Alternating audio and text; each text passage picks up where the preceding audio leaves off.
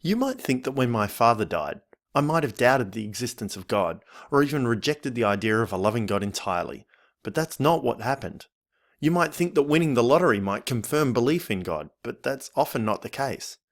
This is the paradoxical relationship between experiences and beliefs. Positive life experiences do sometimes affect beliefs in a positive way. The birth of a first child, for instance, might affirm belief in a loving creator God. Finding true love might affirm belief in the divine nature of humanity or in a predestined path of goodness. Negative life experiences sometimes do hurt religious beliefs. For example, personal attack could lead to an adherent abandoning the belief in non-violence. Death of a loved one, despite prayers for healing, could lead to a doubting of the existence of God. But humans aren't simple.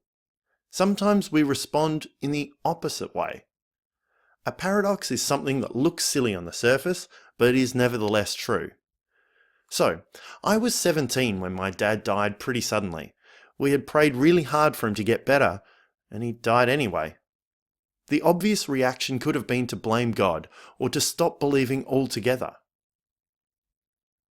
But my reaction was to turn more closely to prayer as a comfort and to find meaning in a faith that promised life after death.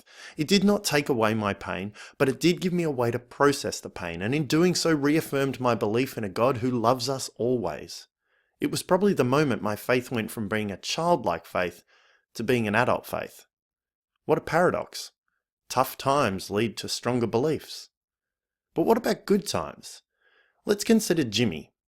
Jimmy's grown up with a pretty solid faith in God and a commitment to attending church every week. He's also always been pretty poor, and he prays that one day he might not have to worry about money anymore. Lo and behold, Jimmy wins the lottery. While initially he thanks God for this great fortune, the lures of material wealth draw him away from prayer, and he takes holidays which interrupt his pattern of attending church. Ultimately, he drifts from his commitments and forgets his faith altogether. Again, what a paradox. Jimmy has what he prayed for, yet in the end it hurts his faith. The paradoxical relationship between faith and experience shows how individuals respond to experiences differently.